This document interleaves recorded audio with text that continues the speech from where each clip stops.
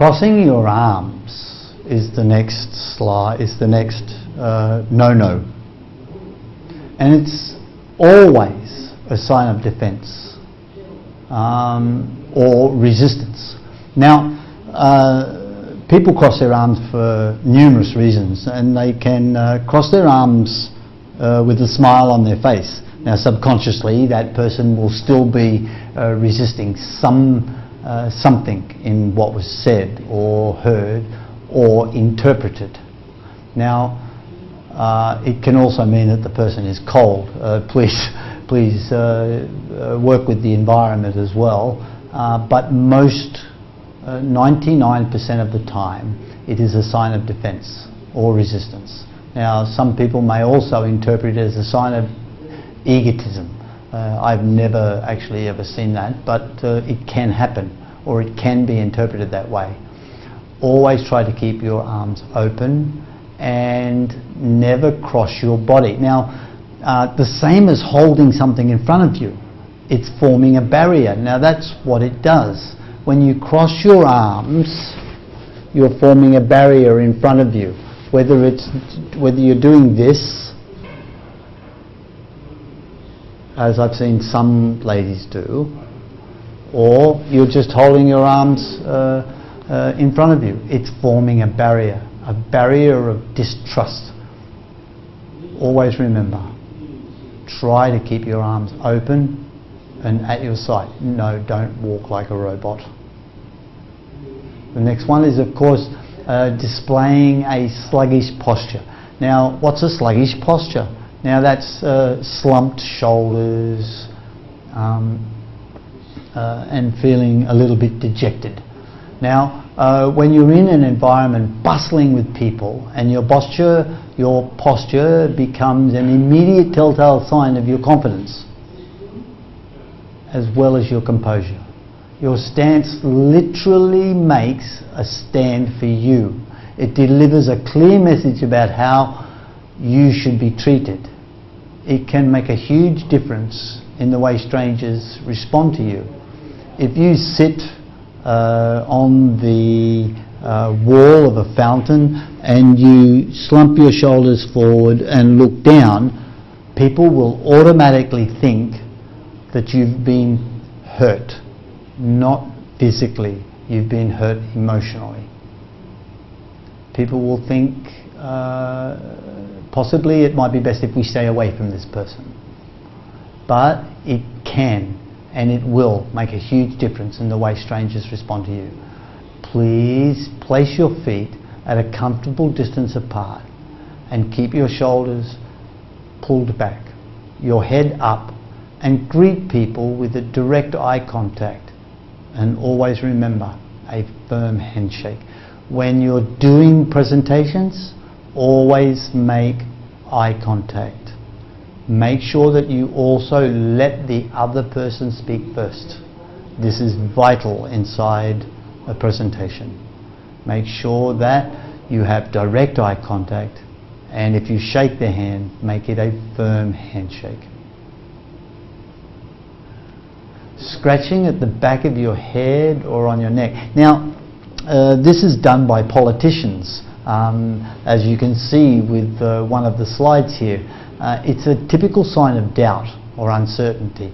Now, George W. Bush did this several times during some of his speeches, and he was automatically dejected by listeners from around the world because of it. His rating dropped considerably on many occasions because he had done that. Barack Obama also on one occasion, and it seems to be the one that I found, where he actually scratched his head because of a question that was asked by one of the media that was present at the presentation. He became unknowing about the answer that he was expected to give. Try to keep your hands away from your head. Try not to communicate any form of not knowing when you're with others. Messing around with your collar. Feeling very uncomfortable. This is a clear sign of anxiety. People start blinking. People start feeling horribly uncomfortable and or nervous when you see them start to pull at their collar. Please don't do that. I know, guys, when you're not used to wearing a tie with a tight collar around your neck, you can become uncomfortable with it there. No, it's usually because you're feeling uncomfortable about the information. If it had been the tie and the collar that was making you feel uncomfortable, you would have reacted earlier, not right then, right in the middle of a conversation. So again, keep track of your hands and don't fidget. Leave your shirt alone, leave your collar alone. Don't play with your tie. Now, increasing the rate of blinking. This is a very, very difficult thing to show in this particular instance. Now, people blink a lot quicker when they're anxious.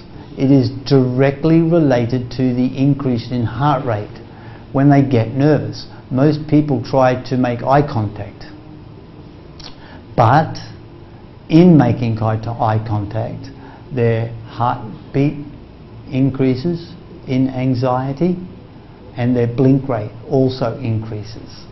Now, try to monitor and keep an eye on this, especially when people are walking into your presentation. And you say something important during the presentation and all eyes are on you. Something happens. You become nervous. Therefore, your blink rate increases and you become nervous because your heart rate becomes higher. It increases as well. It becomes immediately obvious to others. Be cognizant of your blinking habits when you're nervous, especially if someone is looking at you from a close proximity. So the very front people within your presentation. Slouching your shoulders. Like that. Allowing your shoulders to drop. Don't do that. It indicates low self-esteem. People associated perked up shoulders with strong self-confidence. Always pull your shoulders back. Not only will you look more confident, but it actually helps you to feel more confident. So always remember, lift your shoulders up, pull your shoulders back, and you'll feel stronger about yourself. You will feel more confident as well. The next one is, of course, standing with your hands crossed over your genitals. That's the lower part of your torso. This casual position almost guarantees that you'll lose a little respect. I mean, look at the young lady who's wearing that beautiful outfit. She's automatically become nervous. And this particular shot was at one of the Emmy Awards, and a caption was placed underneath this, and it was, "I feel uncomfortable." That was the caption that was placed there by the paparazzi, by the media. Now, this casual position almost guarantees that she lost a little respect before she even had a chance to speak, and that's what she was up there for. People feel nervous or unsure of themselves will subconsciously try to go into what is known as a guarded stance. Quite frequently, they adopt a posture that guards one of their most valuable areas. For men, it will be the genitals. That's why it's a common expression in Great Britain, in Australia, in New Zealand, in some parts of Europe, that the genitals are known as the crown jewels.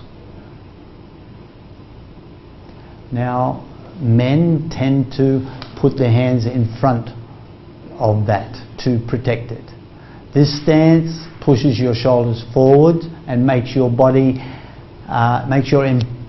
your entire body look smaller and weaker. Now again, try to keep your hands at your side and your shoulders back. I like to prop one hand up, if I can stand up. Can you see that? I like to keep one hand up and one hand in my pocket. I find that that is a very comfortable position to stand in, especially when I'm making a presentation, because I'm giving information, and that's why I do that. That's why I keep one hand up. You'll find evangelists and preachers, when giving a sermon, will often have one hand up from a Christian society. From the Islamic society, it's two hands. So this is something for you to remember and keep in mind. Do not protect your most valuable possession. Okay? Keep your hands away from that area totally. Now, propping up your head with your hands is the next area. Now, oh come on, this is so easy to see. It definitely says that you're bored or you're about to fall asleep. So never prop up your head with your hands whilst your participants are out of the room, maybe having a cup of tea, and they come back in and see you like this. Don't do it. It is also a very common stance to sit with your hand on your face and leaning on the table as you flick through information that you're presenting for the next section of your presentation. This is also, I'm getting bored with information. I'm getting bored with this. So remember, don't do it even though there's no participants in the room. They've stepped out for a cup of tea, because when they the next of the 25 no-nos is, of course, wiping sweaty hands on your clothing. Now, we've all done it, and especially when you're about to embark on your very first presentation, you can get what is known as frantic nervousness. It happened to me when I did my very first presentation, and strangely enough, I had the Prime Minister of Australia as well as a couple of other dignitaries present at the presentation. So for me it was a great nervousness. During the lunch break, I had the opportunity to shake, at the time it was Bob Hawke, to shake Bob Hawke's hand, the Prime Minister of Australia at the time. Now, I thought the man was a great man. I loved Bob Hawke. I thought he was a very great Prime Minister. And of course, I was, the expression is smitten, but I was very nervous about the man. Being in the presence of such a wise Prime Minister, especially for Australia. You need to be very, very careful. Take the time to relax by taking a few deep breaths before you start to interact with some of the participants in your presentation. It doesn't matter. Please always also remember, and for me now, I've done presentations for some very great leaders from around the world, kings as well.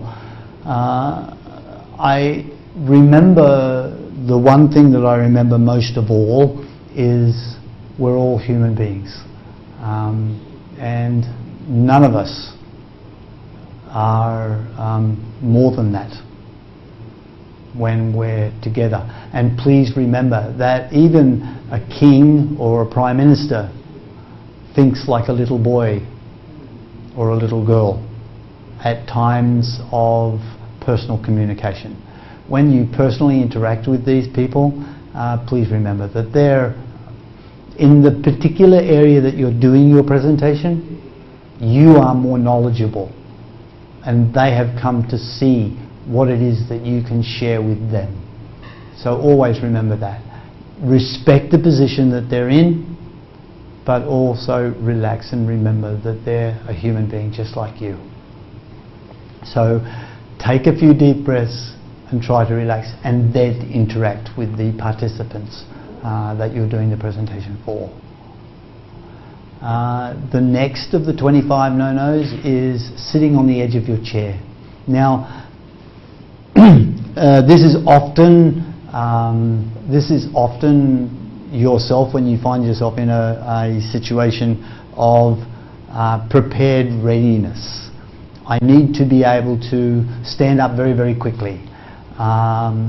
It is a clear indication that you're mentally and physically uncomfortable, and that's exactly what it is.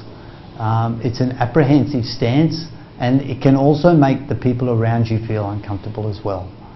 So keep your rear end firmly planted on the surface that you're sitting on. When you lean forward, use your back without moving your bottom. Remember, stay firmly seated on your seat.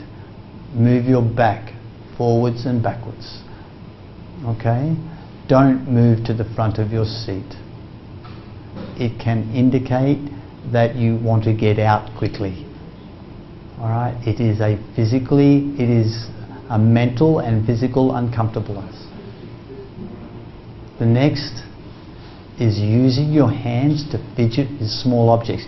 This is often, some of my students do this with a pen, and they're able to twist the pen in their hands. I've never been able to do this. Now,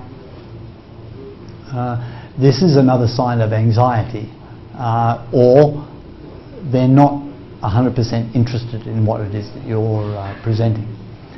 It can also be interpreted as a lack of preparedness. It's always best to keep your hands comfortably at rest, especially when you're trying to present something or you're in the presence of others. This is my favorite. Why? Because I have what is known as the presenter's shuffle. Now, in some presentations, please excuse me, in some presentations you haven't a lot of room. So I tell my presenters to what is known as a presenter's shuffle. Now, it's moving one foot backwards and forwards. Okay, this is called the presenter's shuffle. I want to give you some information. Please pay attention. That's what it says. I want to give you some information. Please pay attention. That is called the presenter's shuffle. When you do this, you're either dancing or you're feeling uncomfortable. It indicates that you are mentally or physically uncomfortable. And people may also see this and assume that you're ready to abandon them. In actual fact, it's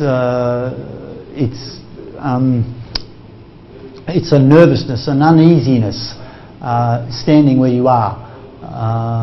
You don't want to get shot, so you're moving so that the person can't take an aim on you. Now, an aim is done with a gun. Yes? No. The aim is done with the words that are used in the conversation, and that's what I'm talking about. Don't shift on your feet from one foot to the other. If you are leaning on one foot more than the other, then only do it once or twice. But don't shift your feet around more than once every 2 or 3 minutes. Okay? That was the last of the 25 no-nos. I do hope that all this information helps you in some way to become a better presenter. Thank you very much.